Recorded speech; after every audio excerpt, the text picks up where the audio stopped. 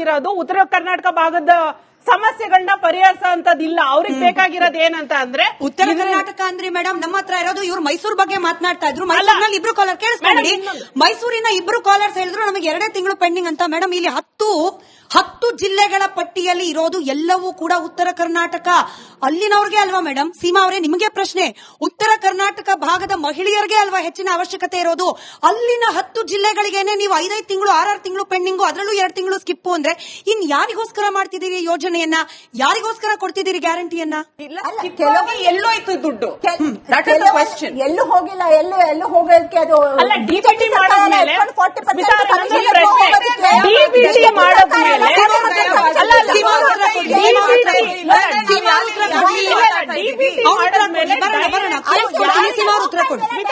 ಇನ್ನ ಒಂದು ಪ್ರಶ್ನೆ ನೀವು ಆಡ್ ಆನ್ ಮಾಡಿ. ಒಂದ್ ನಿಮಿಷ ಉತ್ತರ ಕೊಡಿ.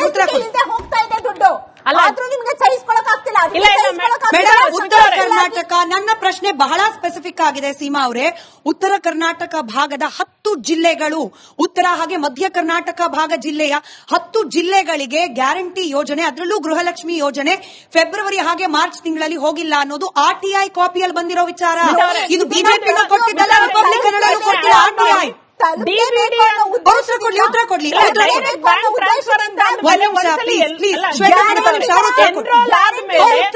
ಒಂದ್ಸಲ ಎನ್ರೋಲ್ ಆದ್ಮೇಲೆ ಸ್ಕಿಪ್ ಆಗಕ್ ಹೆಂಗ್ ಸಾಧ್ಯ? ಒಂದ್ಸಲ ಹೆಣ್ಮಕ್ಳು ಆ ಸ್ಕೀಮ್ಗೆ ಎನ್ರೋಲ್ ಆದ್ಮೇಲೆ ಅದು ಕಂಟಿನ್ಯೂಟಿ ಇರುತ್ತೆ. ಹೆಂಗೆ ಅದು ಆಟೋ ಡೆಬಿಟ್ ಆಗ್ಬೇಕು? ಹೆಂಗೆ ಸ್ಕಿಪ್ ಆಗುತ್ತೆ? ಪ್ರತಿ ತಿಂಗಳು 15,000 ಆಡ್ ಆನ್ ಆಗ್ತಾ ಇದ್ದಾರೆ. ನಮ್ಗೆ ಯಾವ ತರ ದುರಾದೃಷ್ಟ ಇರ್ತಿದ್ರೆ ನಾವು ಕೊಡಬಾರ್ದು, ಎಲೆಕ್ಷನ್ ಬರೀ ಕುರ್ಚಿಗೋಸ್ಕರ ಮಾಡ್ಕೊಂಡಿದ್ದೋ ಅನ್ನೋ ಹಾಗಿರ್ತಿದ್ರೆ ಅದನ್ನ ಒಂದು ಟೈಮ್ ಲಿಮಿಟ್ ಮಾಡಿ ಬಿಟ್ಬಿಡ್ತಾ ಇದ್ವಿ. ಬೇರೆ ಇಷ್ಟು ದಿನದವರೆಗೆ ನೀವು ಎನ್ರೋಲ್ ಮಾಡಿ ಆಮೇಲೆ ಇಲ್ಲ ಅಂತ ಅಂದ್ಬಿಟ್ಟು. ಬಟ್ ನಾವತ್ತರ ಮಡಗಿಲ್ಲ. ಈಗಲೂ ಕೂಡ ಅದು ಓಪನ್ ಇದೆ. ಸ್ಟಿಲ್ ಎವ್ರಿ ಮಂತ್ 15,000 ಮಹಿಳೆಯರು ಆಡ್ ಆನ್ ಆಗ್ತಾ ಇದ್ದಾರೆ. ಆನ್ ರೆಕಾರ್ಡ್ ಹೇಳಿದ್ದಾರೆ. ಅದನ್ನು ಸುಳ್ಳು ಅಂತ ಹೇಳ್ತೀರಾ? ಹಾಗಾದ್ರೆ ಅದನ್ನು ಸುಳ್ಳು ಅಂತ ಒಪ್ಕೊಳ್ಳಿ. ಸ್ಕಿಪ್ ಆಗಿ ನಮ್ಗೆ ಸುಳ್ಳು ಅಂತ ಹೇಳ್ಕೊಳ್ಳಿ. ಆನ್ ರೆಕಾರ್ಡ್ ಹೇಳಿರೋದು ಪ್ರತಿ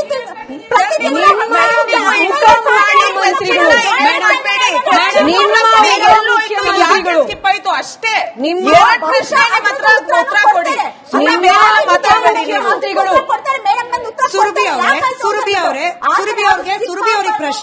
ಸುರಭಿ ಅವರಿಗೆ ಪ್ರಶ್ನೆ. ಸೀಮಾ ಕೌಸರ್ ಅವರು ಹೇಳಿದ್ರು ಅಧಿಕಾರಿಗಳು ತಪ್ಪು ಲೆಕ್ಕ ಕೊಟ್ಟಿದ್ದಾರೆ, ಹಾಗಾಗಿ ಸಚಿವೆ ಲಕ್ಷ್ಮಿ ಹೆಬ್ಬಾಳ್ಕರ್ ಅವರು ತಪ್ಪು ಮಾಹಿತಿಯನ್ನ ಕೊಟ್ಟರು, ವಿಷಾದ ವ್ಯಕ್ತಪಡಿಸಿದ್ರು.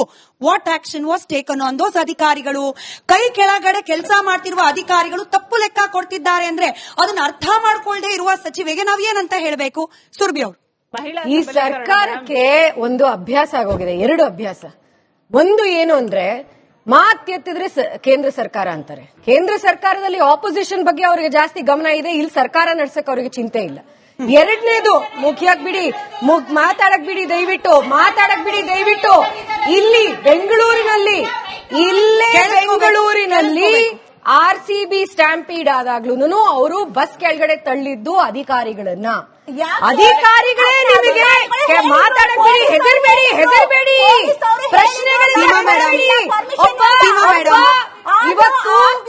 ಇವತ್ತು ನಾವು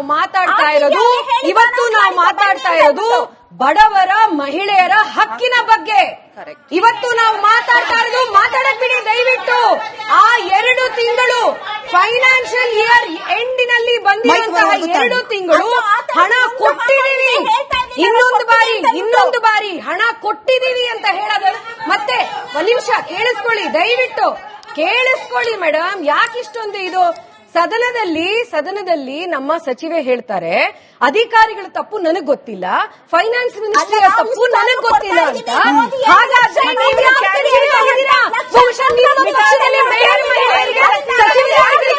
ಜಾಸ್ತಿ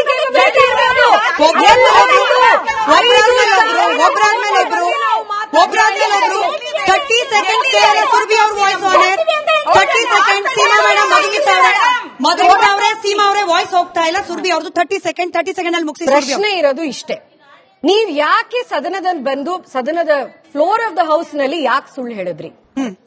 ಅಷ್ಟೇ ಪ್ರಶ್ನೆ ಇರೋದಷ್ಟೇ. ಯಾಕೆ ಸುಳ್ಳು ಹೇಳಿದ್ರಿ? ಅದ್ರಲ್ಲಿ ಕ್ಷಮೆ ಕೇಳ್ಬಿಟ್ರೆ ಸಾಕಾಗುತ್ತಾ? ದುಡ್ಡು ಹಾಕಿ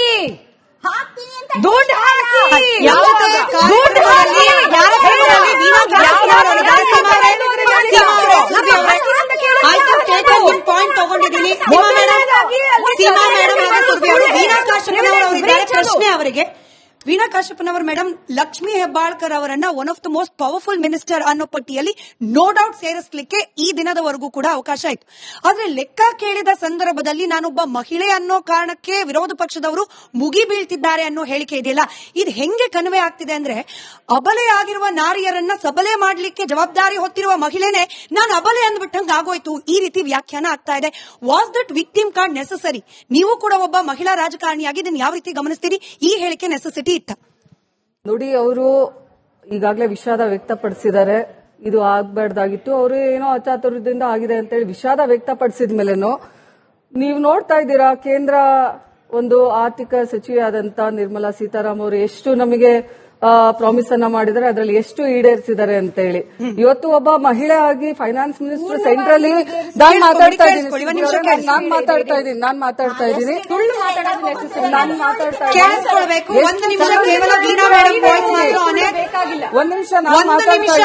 ವೀಣಾ ಮೇಡಮ್ ವಾಯ್ಸ್ ಮಾತ್ರ ಆನ್ ಏರ್. ಆಡಿಯನ್ಸ್ ಹತ್ರ ಮೈಕ್ ಬರಬೇಕು ಅಂದ್ರೆ ತಾಳ್ಮೆ ಬೇಕು. ನಿಮ್ಮ ಹತ್ರ ಮೈಕ್ ಬರೋವರೆಗೂ ತಾಳ್ಮೆ ಬೇಕು. Thank you for your patience. Veena madam voice on air. ನೋಡಿ, ಇವತ್ತು ಎಷ್ಟು ಬಜೆಟ್ ಅಲ್ಲಿ ನಮ್ಮ ಕರ್ನಾಟಕಕ್ಕೆ ಅನೌನ್ಸ್ ಮಾಡಿದ್ರು, ಅದರಲ್ಲಿ ಎಷ್ಟು ಕೊಟ್ಟಿದ್ದಾರೆ ಮಹಿಳೆಯರ ಪರವಾಗಿ. ಈಗ ನಾನು ಒಂದು ವಿಷಯ ಹೇಳೋದಕ್ಕೆ ಬಯಸ್ತೀನಿ. ನೀವು ಇಷ್ಟು ಮಹಿಳಾ ಸಬಲೀಕರಣ ಅಂತ ಹೇಳ್ತಾ ಇದ್ದೀರಾ. ಮೊನ್ನೆ ರೀಸೆಂಟ್ ಆಗಿ ಬಿಹಾರ ಎಲೆಕ್ಷನ್ ಆಯ್ತು, ಮಹಿಳೆಯರಿಗೆ 10,000 ರೂಪಾಯಿ ಹಾಕಿದ್ರು. ಅದೇ ಕರ್ನಾಟಕ ಎಲೆಕ್ಷನ್ ಅಲ್ಲಿ ಯಾಕೆ ಹಾಕ್ಲಿಲ್ಲ ಹೆಣ್ಮಕ್ಳಿಗೆ? ಕರ್ನಾಟಕದ ಹೆಣ್ಮಕ್ಳಲ್ವಾ ಹಾಗಾದ್ರೆ? ಬರೇ ಬಿಹಾರ ಹೆಣ್ಮಕ್ಳು ಅಷ್ಟೇ ಹೆಣ್ಮಕ್ಳ? ಇವತ್ತು ನಾನು ಕೂಡ ಮಹಾರಾಷ್ಟ್ರ ಚುನಾವಣೆಯನ್ನ ಇವತ್ತು ಅಲ್ಲಿ ಅಬ್ಸರ್ವರ್ ಹೋಗಿದ್ದೆ. ಲಾಡ್ಕಿ ಬೆಹನಲ್ಲಿ 1,500 ರೂಪಾಯಿಯನ್ನ ಮೊದಲನೇ ಶುರು ಮಾಡಿದ್ರು. ಇದು ನಮ್ಮ ನಕಲಿ ಅಂತ ಹೇಳ್ತಾ ಇದಾರೆ. ಇವತ್ತು ನಾವು ನೀಡ್ತಾ ಇರೋದೆಲ್ಲ ಒಂದು ಬೋಗಸ್ ಅಂತ ಹೇಳ್ತಾರೆ. ಅವ್ರು ಮಾಡ್ತಾ ಇರೋದೇ ಏನಂಗಂದ್ರೆ, ಇವತ್ತು ಬಿಹಾರಲ್ಲಿ ಆಗಿರುವಂತದ್ದು ಇವತ್ತು ನೀವು ವಾಪಸ್ ಕೊಡಿ, ಅದನ್ನ ಅಮೌಂಟ್ ಅನ್ನ ನೀವು ವಾಪಸ್ ನಮಗೆ ರಿಟರ್ನ್ ಮಾಡಿ. ಅದ್ರಲ್ಲಿ ಎಷ್ಟೋ ಜನಕ್ಕೆ ಹೋಗಿಲ್ಲ ದುಡ್ಡು ಕೂಡ. ಇವತ್ತು ಇಂಥದ್ರಲ್ಲಿ ಬಜೆಟ್ ಅಲ್ಲಿ ಸಾಕಷ್ಟು ಬಜೆಟ್ ಅಲ್ಲಿ ನೀವು ಟ್ಯಾಕ್ಸ್ ಬ್ಯಾಲೆನ್ಸ್ ಇನ 2,20,00,000 ಬಾಕಿಯನ್ನ ಉಳಿಸ್ಕೊಂಡಿದೆ ಕೇಂದ್ರ. ಇವತ್ತು ಸಾಕಷ್ಟು ಇಂತ ಯಾಕೆ ಹೇಳ್ತಾ ಇದ್ದೀನಿ ಅಂತಂದ್ರೆ, ಇವತ್ತು ಫೈನಾನ್ಸ್ ಮಿನಿಸ್ಟರ್ ಒಬ್ಬ ಮಹಿಳೆ ಆಗಿ ಆರ್ಥಿಕ ಸಚಿವೆ ಆಗಿ ನಮಗೆ ನೀಡಿರುವಂತ ಪ್ರಾಮಿಸ್ ಅನ್ನ ಇವತ್ತು ಬ್ಯಾಂಗ್ಳೂರ್ ಕೆರೆಕಟ್ಟೆ ಯೋಜನೆಯಲ್ಲಿ 3,000 ಕೋಟಿ ಅನೌನ್ಸ್ ಮಾಡಿದ್ರು, ಕೊಟ್ಟಿಲ್ಲ.